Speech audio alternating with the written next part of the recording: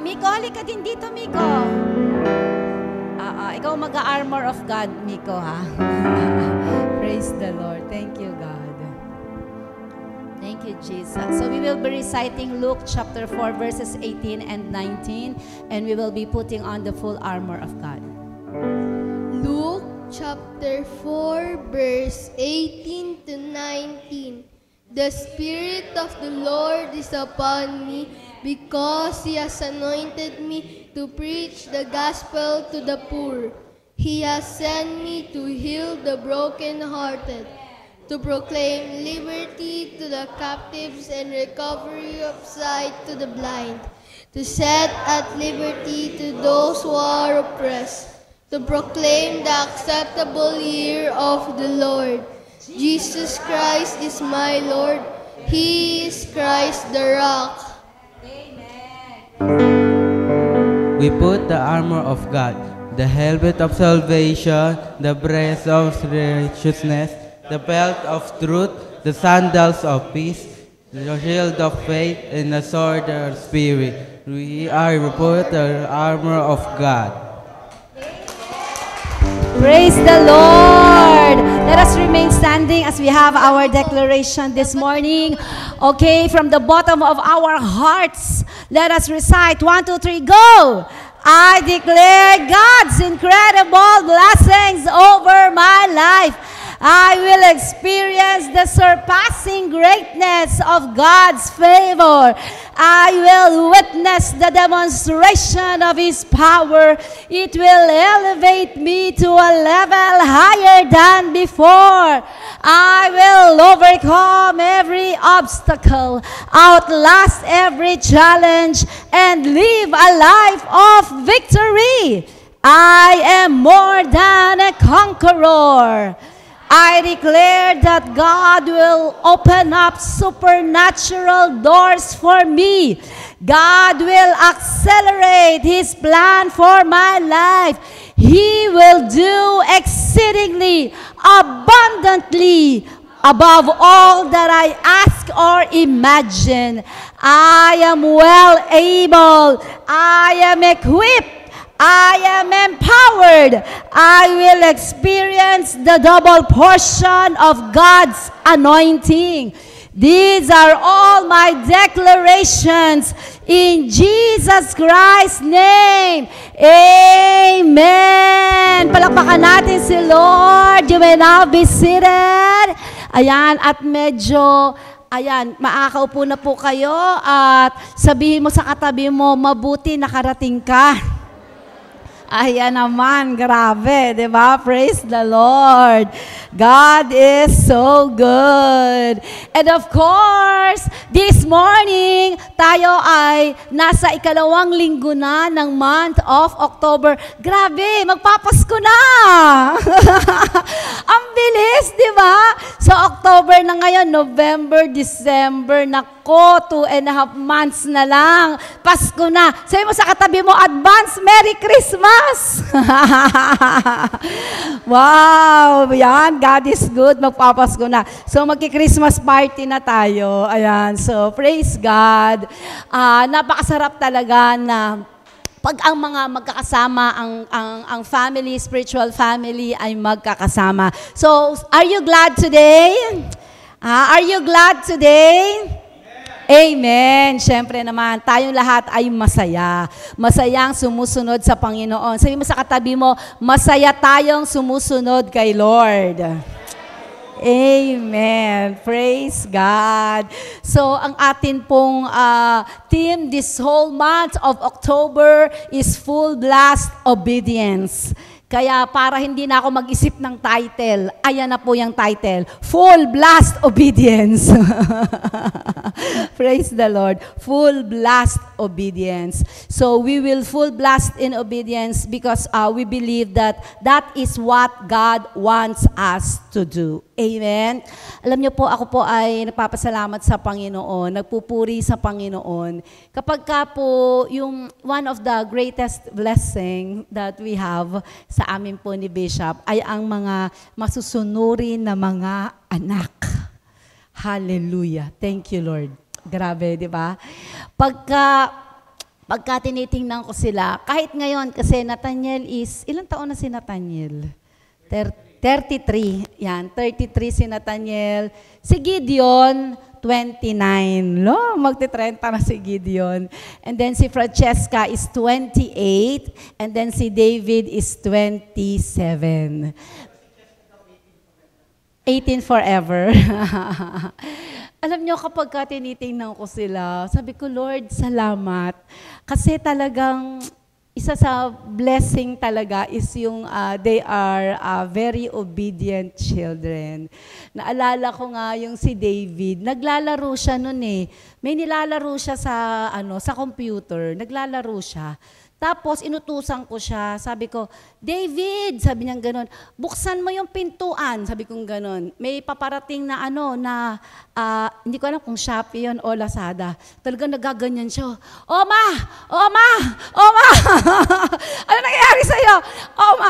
Alam mo yun, kasi parang hindi ko alam kung ano yung nilalaro niya eh. Pero habang tumatayo siya, gumagano siya, Oma! Oma! Oma! Sabi niya gano'n. So sabi ko, napaka-obedient talaga nito mga anak ko. Natutuwa talaga ako kay Lord. Yung kahit ano bang sitwasyon, kunyari, nasa labas kami, pag tinawagan ko, Nathaniel, sabihin ko, punta ka dito, asan ka ma? O sige ma. Yung bang, sabi ko, Lord, sobrang salamat. Amen? Kay Gideon. Talagang sabi ko, punta ka dito, sama ka dito, gawin mo to, gawin mo yan. Talagang sabi ko, Lord, salamat. Alam nyo, kung ako naramdaman ko yun, yung bang I'm so thankful, I am so glad. Every time na ang mga anak ko ay sumusunod sa akin, siguro lalo na si Lord. Di ba? Di ba? Parang, ako nga kaya yung mga anak ko, kapag meron silang hinihiling sa akin, tapos kaya kong ibigay, talagang hindi ko mahindian. Kasi, I have naramdaman ko kung paano yung kanilang pagsunod sa akin. Sabi ko nga, siguro si Lord, mas lalo na. Di ba? Di ba? Marami ditong mga magulang na at may mga anak na. Di ba? Kung meron kang 2 anak, ang isa ay napakamasunurin, yung isa ay medyo masunurin lang. Di ba? O hindi masunurin. Di ba, Sister Lani? Yung parang, di ba, parang, wala ka namang favorite. Pero bakit pagka yung masunurin yung nagsasabi sa'yo, para bang, oo, di ba, parang, wow! Grabe naman. Lahat masunurin. Favorite lahat. Amen? So yung ganon, di ba, parang sabi ko, Lord, salamat sa blessing mo. Ay, si Bishop may favorite. Apo. Mga apo. Kasi masunurin din naman yung mga apo natin, di ba? Masunurin sila pag inutusan, pero siyempre bata pa, nagtatantrum sila. Pero alam nyo, sabi ko, Lord, kung ako bilang tao, nararamdaman ko yung joy every time my children obey me. Siguro lalo na si Lord, di ba? Tuwing sumusunod tayo sa Panginoon, siguro ngiting-ngiti si Lord. Di ba? Na-imagine nyo ba? Siguro ngiting-ngiti si Lord tuwing tayo ay sumusunod sa Kanya. Amen? Hindi na nga napigilan si Lord. Dito sa mga verses na babasahin natin, andito yung mga gagawin ni Lord kapag tayo ay talagang sumusunod sa Kanya. Actually, isa sa binigay sa atin ni Lord, yung bang free will to choose, di ba? You have that free will to choose to obey God or not to obey God. Binigyan tayo ni Lord ng kalayan kasi ang gusto ni Lord, yung bang pagsusunod tayo sa Kanya, hindi tayo napipilitan. Amen? Katulad ng pagpunta nyo dito, di ba? Hindi naman kayo napipilitan ng pagpunta dito. Hindi naman. Di ba, hindi tayo napipilitan. Actually, hindi ka naman talaga mapipilit. Kung talagang ayaw mo, hindi ka naman talaga pupunta. Pero praise the Lord, sa ating pagsunod, talagang grabe, simulan natin sa Deuteronomy. Ayan. Sabi sa Deuteronomy 28, verses 1 to 2. If you fully obey the Lord your God and carefully follow all His commands I give you The Lord your God will set you high above all nations on the earth, and all these things will come on you and accompany you if you obey the Lord your God. Tuloy-tuloy yan. Verse 3, verse 4, verse 5, verse 6, tuloy-tuloy. Napakaraming pagpapala ang pagsunod. If you go over dyan sa chapter 28 ng Deuteronomy, makikita mo, grabe, ang sarap palang sumunod kay Lord. Ang daming blessings. Sa Isaiah chapter 1, verses 18 to 20, ang sabi dyan, "Come now, let us settle the matter, says the Lord.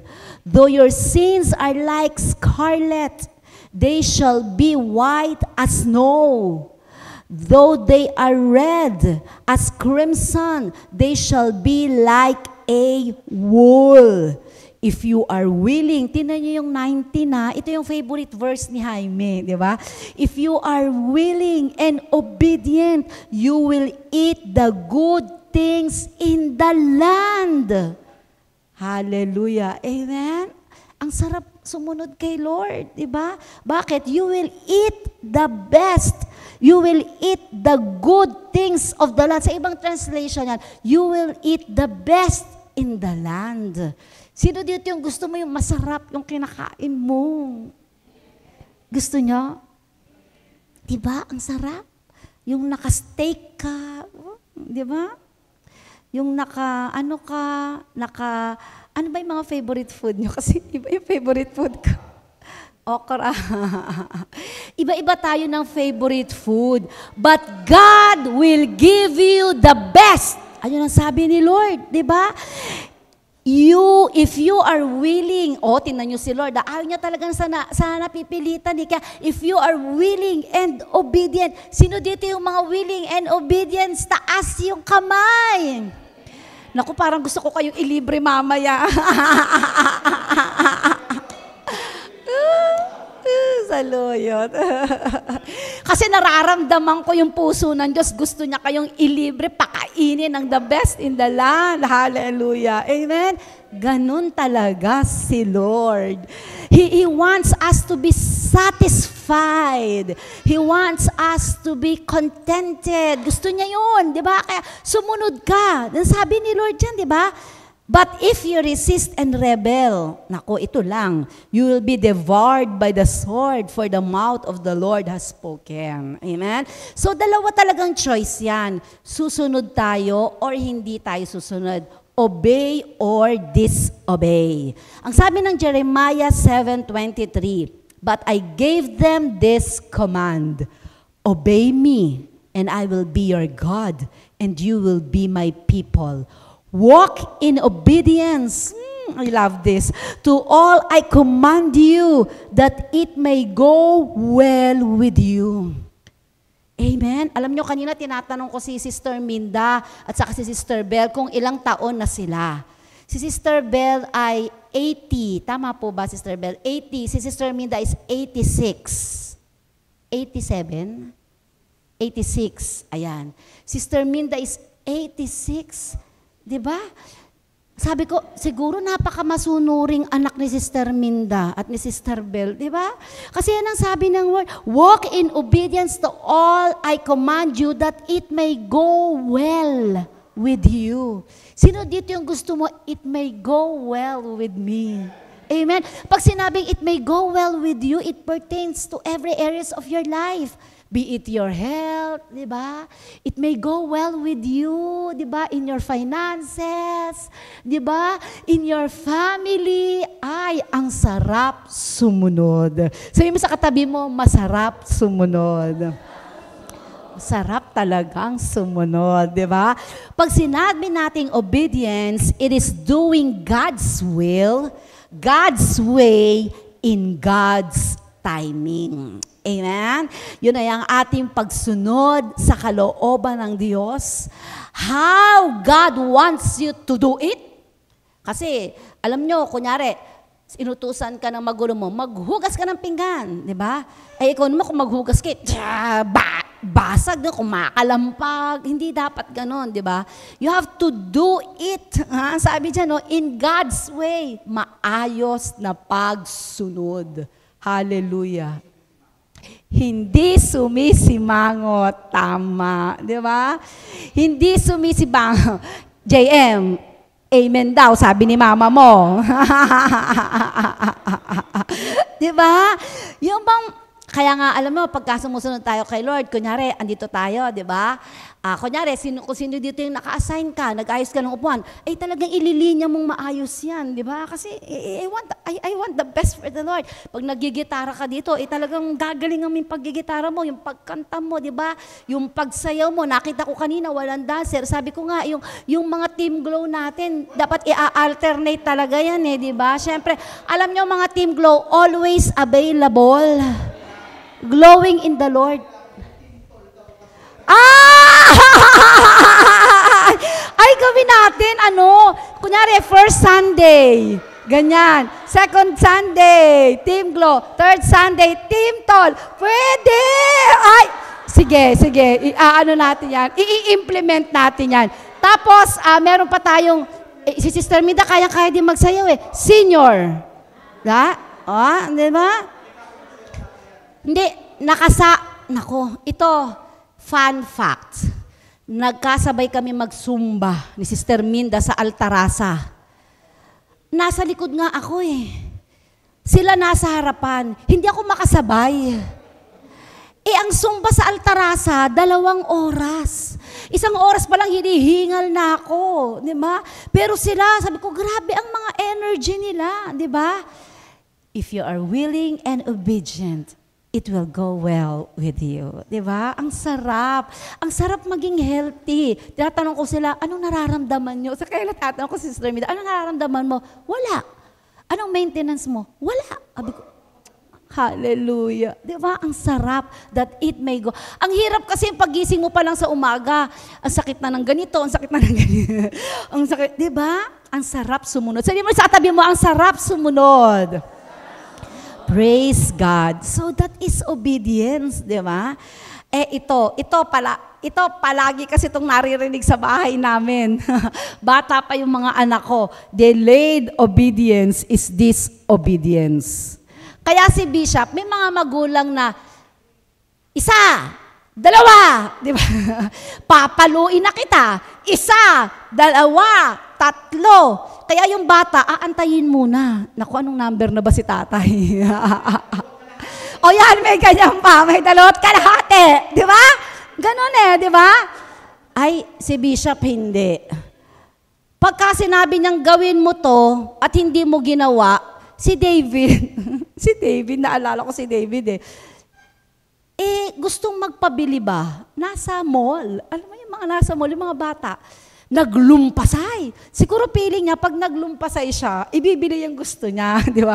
During that time, wala talaga akong pambili. Gustuhin ko mambilan siya, wala talaga. Sabi ni Papa niya, tayo. Hindi tumayo. Kinuha ba naman yung paa? Binaliktad Sa susunod, pag sinabi kong tayo, tumayo ka. Nakagano si David Opo. Kaya ngayon, napakamasunurin talaga kahit hindi na kayang ibaliktad ng papa niya. Pag sinabi, susunod ka agad di ba? Grabe. That's discipline, di ba? Yun yung sometimes talaga, mamaya may kasama sa points natin yung discipline. You know what? Delayed obedience is disobedience. Hindi dapat binibilangan ng pagsunod, di ba? Hindi ganon. Dapat pag sinabing gawin mo to, gagawin mo to, di ba?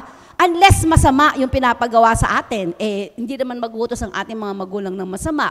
O lalo na ang ating Diyos, di ba? So we really need to be obedient. So sino dito ngayon ang gusto mo ang benefits of obedience?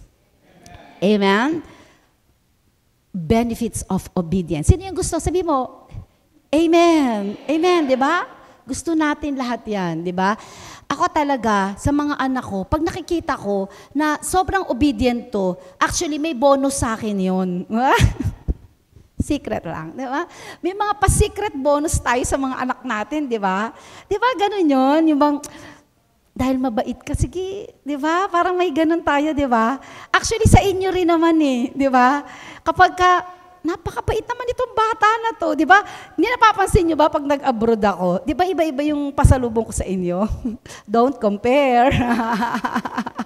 Lahat ay mahal sa Panginoon, di ba? Pero meron talagang kakaibang blessing. Yung alam mong, anak ko to masunurin talaga to di ba? Talagang, ay nako, hallelujah. O, sino dito ang gustong matuto? How to be obedient? For example, ang hirap naman maging obedient, hindi, kaya natin.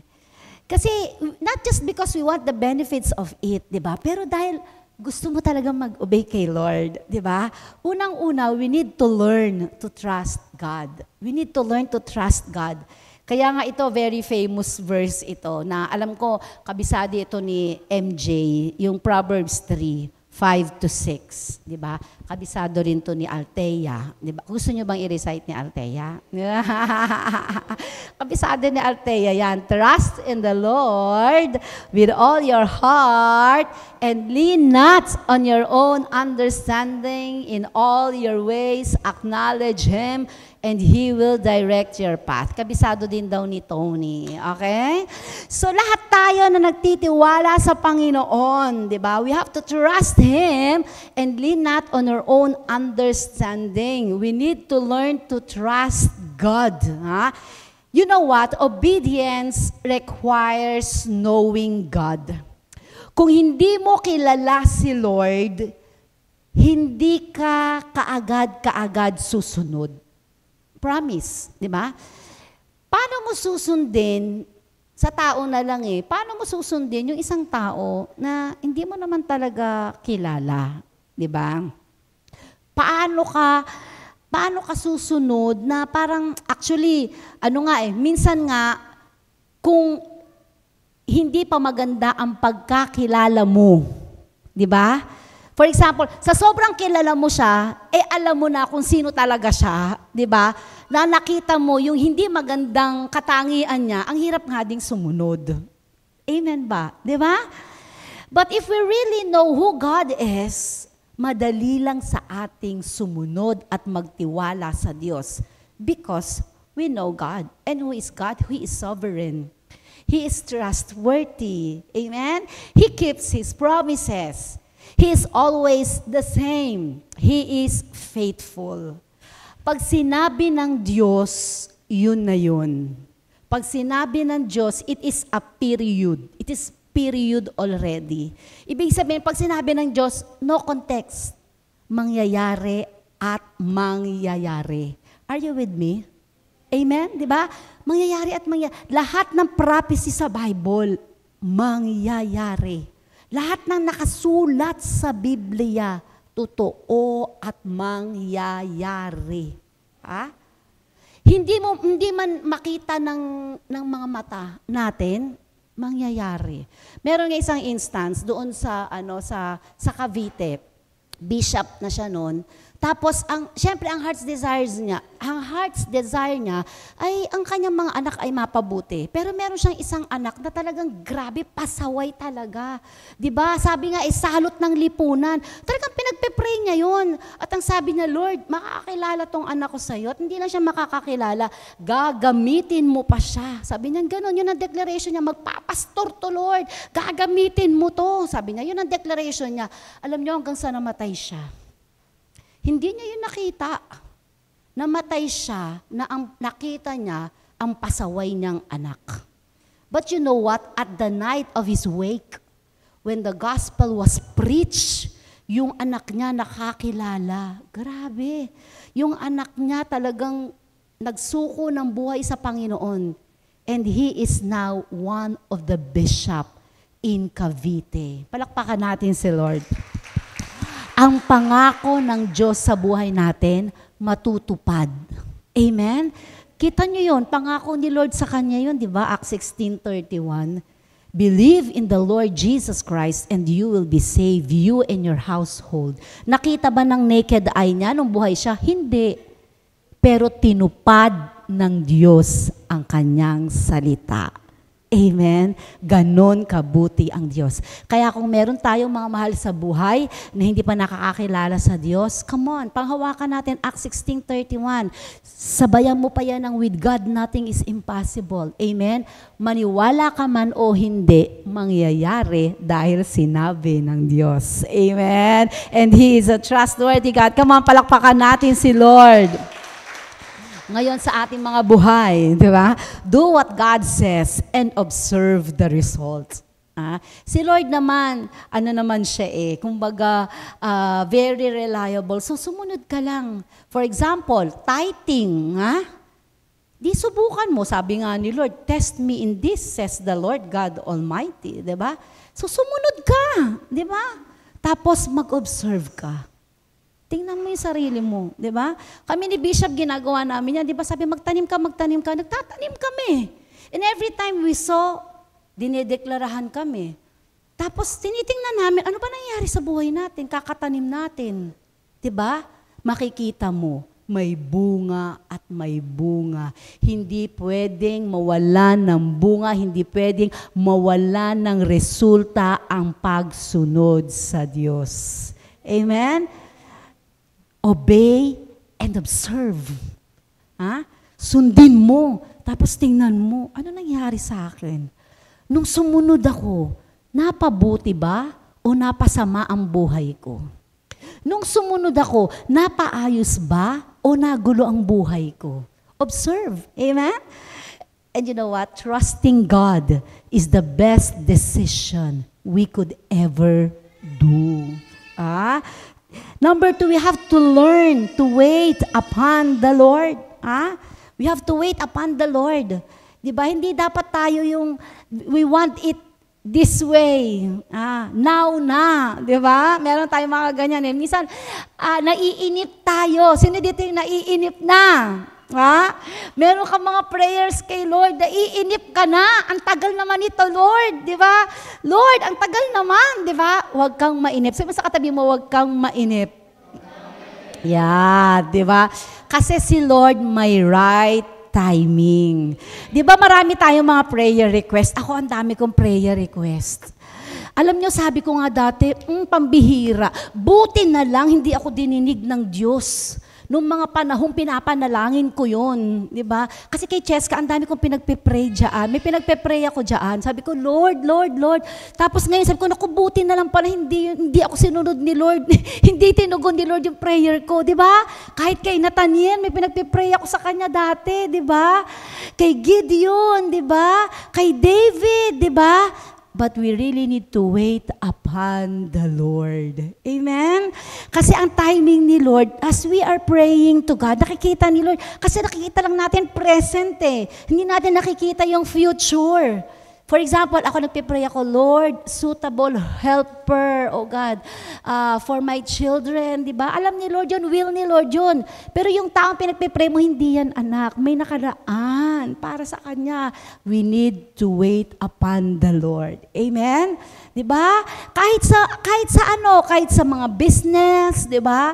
Sa mga work ninyo, di ba? Sa lahat, di ba? Ng seasons of life natin, we need to learn to wait upon the Lord kasi may timing si Lord. Sabi ng Psalm 27:14, wait for the Lord, be strong and take heart, and wait for the Lord. Amen? Praise the Lord. Sabi natin, praise the Lord. Courage in waiting is necessary to overcome the fear of missing out. Alam nyo kung bakit lang naman tayo nagmamadali? Kasi ayaw natin ma-miss out. Diba? Baka malate. Naku, sino dito yung, magti-30 na ako. Kailangan now na, Lord. Diba? Ngayon na, Lord. Diba? Diba? Ganyan. At dami nating, yung alalahanin ba natin? Diba? Minsan, yun yung naghihinder sa atin to wait upon the Lord. Lord, kung ayaw mo, ako na gagawa. Lord, kung ayaw mong gawa ng paraan, ako na gagawa. Hindi. You have to wait upon the Lord. Si Jaime may bagong kotse, saka si Jen, di ba? Yun daw, kahapon, nung nag-testimony siya, yun daw talaga ang gusto niyang kotse kasi yun daw ang sinakyan nila nung sila ay ikinasal. Di ba? They have waited, ilang taon na kayong kasal? Naku, nakalimutan na, ha? 10, 11. So after 11 years, di ba, meron na silang Honda ba yan? Honda Accord, Civic, Honda Civic. Oy, palakpakan natin si Lord. Di ba? Ano yung mga heart's desires mo? Di ba? Just keep on trusting and waiting upon the Lord. Amen? Hindi ka mauubusan kay Lord. Sabi mo sa katabi mo, hindi ka mauubusan kay Lord. Hindi tayo mauubusan kay Lord. Amen? We need to learn to wait upon the Lord. And then number 3, we need to learn to meditate upon His Word. The living Word of God. Napaka-powerful ng Word of God. And we all know that. Amen? Kaya kailangan, yung Word of God, ang sabi nga ng Joshua 1:8, keep this book of the law always on your lips, meditate on it day and night, so that you may be careful to do everything written in it. Then you will be prosperous and successful. Amen? Biro mo, karugtong pa nung pagdinilay-nilay natin sa salita ng Diyos. Anong sabi ng Diyos dyan? Tayo ay pasasaganahin niya. Hallelujah. At papapagtagumpayin niya. Purihin ang pangalan ng Diyos. Amen? So we really need, kasi from that meditation of the Word of God, you will be receiving things that you will obey. Ang tanong mga kapatid, gaano mo kamahal ang salita ng Diyos? Alam nyo ba, si Bishop, kasi iba na kasi panahon ngayon, nung panahon namin, gumagawa ng love letter. Yan, may mga love letter, ganon. Alam niyo si Bishop, sumusulat siya sa akin. Alam niyo ba yung mga love letters na yun, hanggang ngayon, tinatago ko. Punit-punit na nga, imagine mo, 30 plus years na, di ba? Punit-punit na nga, ibig sabihin, kasi nakatiklop. So pag binuka ko yun, may mga ganun-ganun na. Tapos yung tinta ng ballpen, nag-fade na. Pero alam mo ba, tuwing binabasa ko yun, talagang damang-dama ko. Ang nai-imagine ko yung itsura niya nung 18 years old siya. Di ba? Tapos yung bawat salita na sinasabi niya doon, grabe, sabi ko, talagang damang-dama ko. At alam nyo ba, inuulit ko yun. Lalo na nung mga unang panahon. Nung unang panahon, pag binigyan niya ako ng letter, dinabasa ko na yun. So nalaman ko na yung gusto niyang sabihin. Kinabukasan, hindi nga lang kinabukasan eh. Gabing yun, bubuksan ko na naman yun. Ganun talaga. Hindi pa ako Christian nun. Babasahin ko na naman yun. Di ba? Hay. Lalo na yung pagkakasulat niya pa nasa ibang kulay na papel. Di ba? Ang sarap talaga. Sana, stationary. Di ba? Si Bishop kasi ay poetic. Ibig sabihin, maano siya magsalita ng mga dugtong-dugtong na mga salita. Wala pang Google nun di ba? Dapat pala nadala ko, sayang. Dapat pala napa-scan ko, napapicturean ko kay Cheska, tapos kahit isang piraso nakita nyo, di ba? Hindi ko alam, pero ang sarap talaga ng feeling na binabasa mo yung love letter ng mahal mo. Mahal ba natin si Lord? Dapat, kada bukas niyan, binabasa natin yung love letter ni Lord sa atin, di ba? Dapat yan, na-enjoy natin, napapangiti ka, di ba? Si Nathaniel may sinulat din sa akin yan si Cheska, Dati, nung mga bata sila, di ba? Ngayon nga wala nang nagle-letter sa akin eh. Hindi na uso eh, di ba? Yung mga letter, message na lang. Eh, paano pag offline, ida-download na lang. Iba na talaga panahon ngayon. Pero alam niyo, every time na binabalikan ko yung mga letters na yon, talagang ang sarap-sarap sa pakiramdam, di ba? So, sa mga nakakaramdam nung naramdaman ko, di ba, ngiti na lang dyan. And you know what? It's the same thing with God right now. Amen? Because we love the Lord, every time we read and we ayun pala yung meditation. Kasi pag binabasa ko yung love letter ni Bishop, para bang, kunyari, isang salita, mahal kita. Yan, kunyari, mahal kita. Ang naiisip ko na, meditate ko yung inaalalayan niya ako. Si Bishop kasi mahilig siyang humalik sa akin sa forehead, sa public. Kahit nung mag-boyfriend, girlfriend pa kami, hinalikan niya ako sa loob. Huwag niyong gagayahin niya na kasi dati, hindi pa kami, nun. Pero sabi niyang, mahal kita. Naiisip ko yun, yung inaalalayan niya ako pag naglalakad, di ba?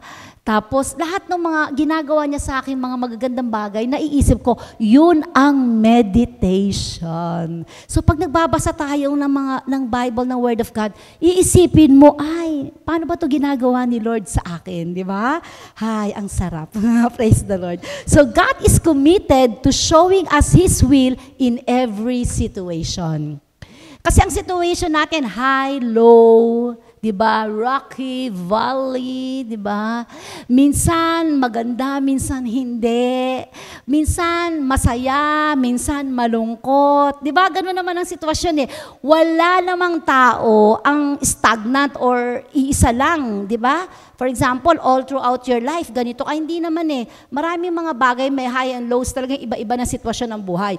Pero ang sabi ni Lord, He's committed to showing us His will to every situation. Amen? So we really need to meditate in the Word of God. Read, love the Word of God. Pag kumakain tayo ng salita ng Diyos, hindi lang natin babasahin, ngunguyain natin, pagdidilay-dilayin natin. Amen? Praise God. Amen? So reading and meditation of the Word. And of course, we need to learn to listen to the prompting of the Holy Spirit. Amen? Napaka-importante yan. As we obey the Lord, because the Holy Spirit lives in us, we need to have a compass. Sa atin ng Panginoon, sa atin ng banal na Espiritu, but we need a light. We need the Word of God, a compass, to show us the direction which we will go. Amen?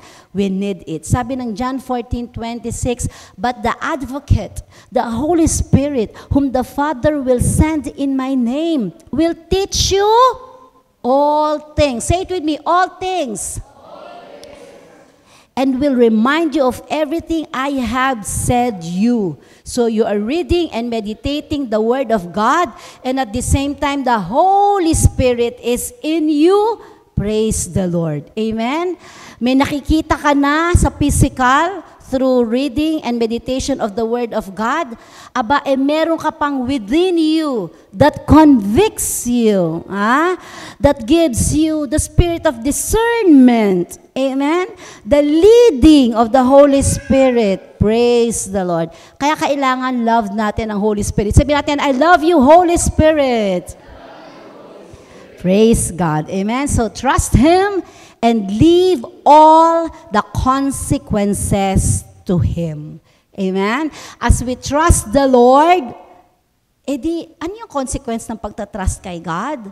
Then, you watch and see what will happen in your life. Alam niyo mga kapatid, walang napahamak na tao na sumunod sa Diyos. Wala.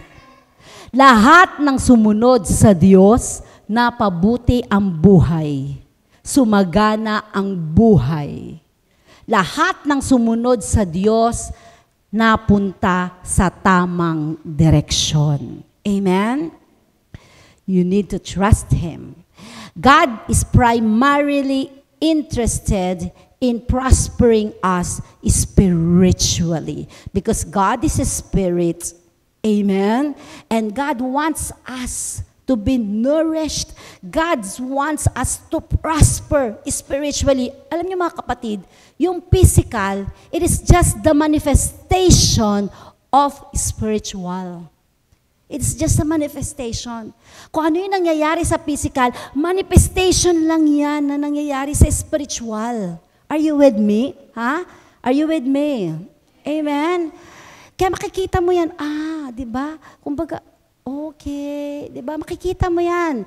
Kasi you will know the tree by its fruit. Ngayon, sabi ko nga sa inyo, iba-iba ang season ni Lord. Kaya pagdating sa number 5, we need to learn to accept God's discipline with thanksgiving. As we are obeying the Lord, di ba, nag-o-obey tayo kay Lord, pero Lord, bakit ganun? Di ba? Bakit may ibang nangyayari sa buhay ko? Tingnan mo, tama ba yung pagsunod mo? Tingnan mo yung sarili mo, di ba? Analyze yourself. O baka naman hindi ka talaga sumusunod. Baka gusto mo lang sumunod, pero ang katotohanan, hindi mo magawang sumunod. Ang sabi ng Hebrews 12:5-6, and you have completely forgotten the word of encouragement that addresses you as Father addresses His Son. It says, my son, do not make light of the Lord's discipline. Do not lose heart when He rebukes you. Nire-rebuke pala tayo ng Panginoon. Kasi ang sabi ng verse 6, because the Lord disciplines the one He loves, and He chastens everyone He accepts as His sons. So mga kapatid, kapag tayo ay dinidisiplina ng Diyos, ang ibig sabihin niyan, hindi tayo sumusunod o maaaring kulang pa tayo sa pagsunod. Bakit kailangan gawin ng Diyos yun? Siyempre, kasi anak na tayo. Sabi mo sa katabi mo, anak tayo ni Lord. So if you are now undergoing discipline, rejoice. Rejoice. Amen? Bakit? Kasi tanging anak lang ang dinidisiplina. Amen? God's motive for discipline is love. Amen? Kaya ngayon kahit yung mga bata, di ba pinapalo? Di ba? Bakit si JC ba napalo na? Di ba pinapalo yung mga yan? Bakit pinapalo? Siyempre, kasi napapariwara Kailangang ibalik sa tamang daan. Kailangang ibalik sa will ni Lord sa buhay niya. Amen? Are you with me? Amen? Amen? Ayan. So, sunod na. Kesa naman ma-discipline. Di ba? Anong gusto mo? Obedience o discipline? Obedience na. Ito, prangkahan lang tayo Sa totoo lang, kung talagang anak ka ng Diyos, pag hindi ka, susunod at susunod ka rin. Kaya lang kung ayaw mong sumunod sa simula pa lang, masasaktan ka pa. Ang hirap naman masaktan ka pa, di ba? Sumunod ka na lang. Amen? Di ba? The pleasure of the moment is never worth the consequences of disobedience. Minsan kasi sumusuway tayo. Bakit? Dahil gusto mo. Dahil yun ang masarap. Dahil yun ang nagbibigay sa iyo ng pleasure of this world. But mind you, the pleasure of the moment is never worth the consequences of disobedience. Disobedience will always have consequences. May kasabihan nga tayo. You can choose your action, but never the consequences of your action. Amen? So, let's assess ourselves. Alam nyo, napaka-light lang ng ating topic ngayon, di ba? But if we are to put it in our hearts, in our mind, hallelujah, it will create change in our lives. Minsan kasi, kailangan tayong paluin ng Diyos, ayan, para bumalik sa kalooban niya. Amen? Amen? Di ba? And this is where I will end. Alam nyo mga kapatid, ang kasalanan, it causes pain, di ba? It is pain, it is hurt, it is suffering, it is lost, it is the wrath of God. Yan ang kasalanan. Sin of disobedience. But you know what obedience is? It's blessing upon blessings upon blessings. Actually, gusto ko nga ituloy yan eh. Upon blessings, and upon blessings, and upon blessings, and upon blessings, and upon blessings into our lives. Amen? Masarap sumunod. Alam mo yung susunod ka. Tapos pag sumunod ka, Lord, bahala ka dyan. Diba? Eh Lord, inutusan mo lang naman ako, sumunod lang naman ako eh. Bahala ka, Lord. You are at peace. Eh Lord, sabi mo, magbigay ako eh, mag-tithes ako eh, mag-offering ako, mag-honoring ako. Sumunod lang naman ako, Lord eh. Bahala ka, Lord. Diba? Bahala ka, Lord. Sumunod lang ako, pinapagawa mo sa akin to eh. Sabi mo, Lord, mag-serve ako eh. Sabi mo, Lord, ganito eh. Kaya sinusunod lang kita. Alam nyo, kapag kasumunod tayo sa Panginoon, meron tayong kapayapaan sa puso at isipan natin. I am in charge, declares the Lord. I am in charge over your life because you have chosen to obey me. Praise the Lord. Amen? Yun yung masarap pag sumusunod tayo kay Lord. Regardless of what people around us says, it doesn't matter at all. What matters is I obey the Lord my God. And I will carefully follow all His commands. Susundin ko ang Diyos. I will choose to obey God rather than man. Because at the end of it all, magsusulit ako sa aking Diyos na pinaglilingkuran. Haharap akong mag-isa sa aking Diyos na pinaglilingkuran. Amen? Yun ang totoo dun. At alam nyo pa ang katotohanan, hindi tayo sabay-sabay. At alam nyo ang katotohanan, pagdating doon, wala tayong matatawag na lawyer, wala kang matatawag na sister, brother. Wala! Haharap kang mag-isa sa Diyos. Magsusulit kang mag-isa sa Diyos. Ang sarap kaya nung pag humarap ka sa Diyos, sasabihin mo, Lord, ginawa ko kung ano yung pinapagawa mo sa akin. Nakita mo, Lord, umiiyak ako. Nakita mo, Lord, nasaktan ako. Lord, nakita mo naman, naghirap ako, di ba? Pero sinunod kita. Amen? At iyon yung eternal reward. Alam nyo, hindi KJ si Lord. Maaring maranasan natin in this lifetime, di ba? A portion of our inheritance from the Lord. Pero hindi doon nagtatapos yun. Yung mga kotse, di ba, may inano tayo sa barko, sa Haiko, kung sa kani-kanino pa mga kotse, di ba? Susunod yan yung mga bahay nyo na naman, ide-dedicate natin. Susunod yan, magpapakasal kayo. Susunod, magkakaanak kayo. Ang dami yung mga blessings na matatanggap sa Panginoon. Magkakaapo kayo. Lahat, makakagraduate ang mga anak nyo. Ang daming blessings na ipaparanas sa inyong lahat ni Lord. Makakapag-abroad kayo. Hallelujah! Say amen! But it's not just it. Hindi lang yun. There is far much more greater. And that is our eternal reward from the Lord. Masarap sumunod sa ating Panginoon. Amen? Ay, meron kang kapayapaan sa puso. Alam nyo, maraming mga tumuligsa sa ating pagsunod kay Lord. Pero alam mo, pag pinapagawa sa'yo ni Lord, okay lang, di ba? Kasi sumusunod lang naman ako. Kasi natatakot ako dito, sa John 14:15. Ang sabi kasi dyan, if you love me, keep my commandments. gaano mo kamahal si Lord. Kung gaano mo kamahal si Lord, dapat ganun ka rin kamasunurin sa Diyos. Amen? Kasi yun ang sabi ng Word of God eh.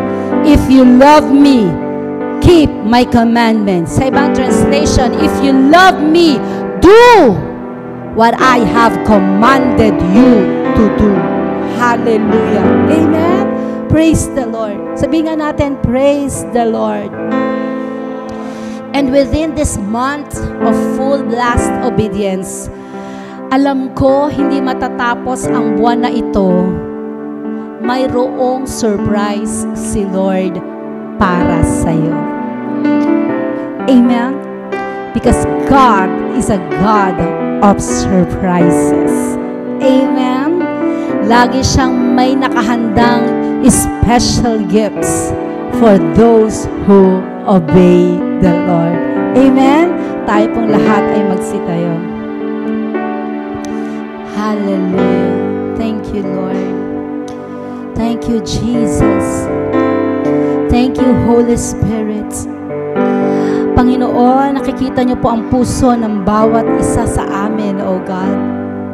Kung mayroon man po kami, Panginoon, kung mayroon man po kayo, Panginoong, pinapagawa sa amin, O God, na hindi namin nagagawa, patawarin niyo po kami. Patawarin niyo po kami, Panginoon, as one body of Christ. Hallelujah, hallelujah. Forgive us, O God, hallelujah. But Lord, I am praying, O God, for your grace to overflow. Hallelujah. Grace of God overflow. Grace of God overflow to each one of us, O God. Na hindi magiging mahirap ang sumunod sa Diyos. Na hindi magiging burden o kabigatan ang pagsunod sa ating Diyos. Bagkos ito'y isang magiging kagaanan, kaligayahan ng ating mga puso ang sumunod sa Diyos. Regardless of what people say, God, we will obey you, O Lord. Hallelujah. And we will see, we will watch, hallelujah, your blessings overflow upon our life. Hallelujah. Answered prayers are coming in the name of our Lord and Savior Jesus Christ. Praise the Lord. Miracles, wonders are coming in the name of our Lord and Savior Jesus Christ. Because we will fully obey you, O God, from beginning until the end. We will say, yes, Lord. We will say, amen. We will follow you all the days of our lives for your glory and honor. In Jesus Christ's name we pray. Amen and amen. Palakpakan natin si Lord.